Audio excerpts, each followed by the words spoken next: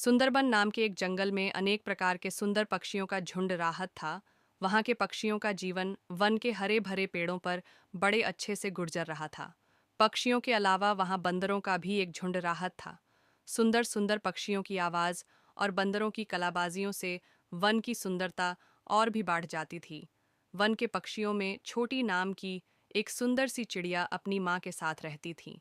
एक रात जब सभी जंगल के जानवर गहरी नींद निकाल रहे थे, जब सुबह हुई, तब सभी ने देखा कि जंगल के लगभग आधे पेड़ कोई कैट चुका है।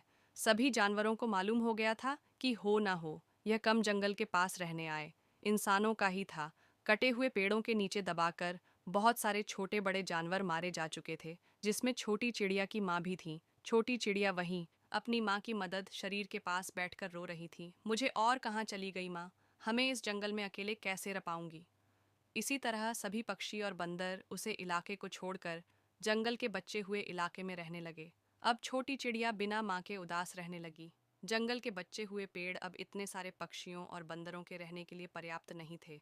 कम पेड़ होने के कारण जंगल में फलों की मंत्र भी बहुत कम हो गई थी, जिसके कारण पक्षियों और बंदरों में झगड़ा शुरू हो गया था। अब माँ की शांति और सुंदरता पूरी तरह से खत्म हो गई थी। कभी बंदरों का झुंड पक्षियों की घोंसला पर हमला कर देता, तो कभी पक्षी बंदरों को अपनी चोट से काटने लगता कि लड़ाई खत्म होने का नाम ही नहीं ले रही थी। बंदरों के डर के कारण छोटी चिड़िया उसे इलाके से थोड़ी दूर एक पत्थर पर जाकर बैठ गई और रोटी हुई बोली। होते हैं कि तभी वहां पर एक बंदर का बच्चा पहुंच गया, जिसको देखकर छोटी चिड़िया घबरा गई। बंदर भैया, मुझे छोड़ दीजिए, मेरे पास आपको देने के लिए कुछ नहीं बच्चा। धर्म मत चिड़िया। दीदी, मैं तुम्हें कोई नुकसान नहीं पहुंचाऊंगा। मुझे तुम्हारे बड़े में सब पता है। तुमने अपनी माँ को इंसानों के करण को दिया। दरअसल मेरी माँ भी उसे हादसे में मेरी गई और मैं भी तुम्हारी तरह अनाथ हो गया हूँ। और इसी तरह दोनों अपना दुख बांटने लगे। दोनों चाहते थे कि जल्द से जल्द बंदरों और पक्षियों के बीच का झगड़ा खत्म हो जाए। कि तभी छोटी चिड़िया को अपनी माँ की एक बात याद आई, जिसको छोटी चिड़िया ने बंदर को बताया। बंदर भैया, मेरी माँ ने मुझे एक बार बताया था, उन्हें एक पेड़ में खुश होकर एक जादू आम की कू लेती थी। अगर वह हमें मिल जाए तो हमें इस जंगल की शांति फिर से ला सकते हैं। पर वो जादुई हम की गुठली अब हमें मिलेगी कहाँ। मैंने उसका इस्तेमाल सही समय में करने को कहा था, और ये कहकर मैंने उसे यहाँ से थोड़ी दूर एक बड़ी पत्थर के नीचे गड़ दिया था। दोनों जादू गुठली की तलाश में उसे बड़े पत्थर तक पहुँचे। हम यहाँ तक पहुँच तो गए, लेकिन यहाँ की खुदाई करने में हम दोनों ही सक्षम नहीं हैं। अब हम क्या करेंगे। कभी वहाँ से हाथी गुजर रहा था।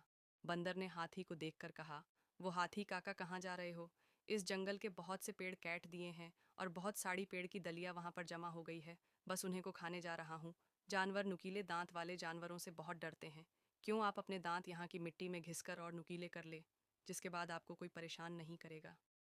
बंदर की बटन में आकर हाथी अपने दांत मिट्टी में गिने लगा, और देखते ही देखते वहां पर एक गहरा गड्ढा हो गया, जिसके बाद हाथी अपनी पूंछ हिलाते हुए वहां से निकाल गया। बंदर की होशियारी के कारण अब वहां उन्हें ज्यादा खुदाई करने की जरूर नहीं पड़ी, और उन्हें जल्द ही गड्ढे से एक बक्सा मिला, जिसमें उन्हें आम की गुठली सुरक्षित मिली। जैसे ही दोनों गुठली को उपजाऊ मिट्टी में बोलते हैं, वैसे ही वहां पर एक जादू का बड़ा सा आम का वृक्ष उठ जाता है। दोनों यह देखकर बहुत खुश हो गए, और छोटी चिड़िया यह सब देखकर बोली।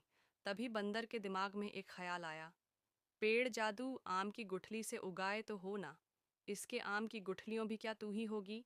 और उसके बाद दोनों पेड़ के फलों में से गुठलियों निकाल कर वो देते हैं। इसके बाद वहाँ एक और जादू पेड़ गा जाता है। इसी तरह दोनों वहाँ पर एक घाना वन बना देते हैं, जिसके बाद जंगल के सभी जानवर छोटी चिड़िया और बंदर की तारीफ करने लगता है और खुशी खुशी रहने लगता है।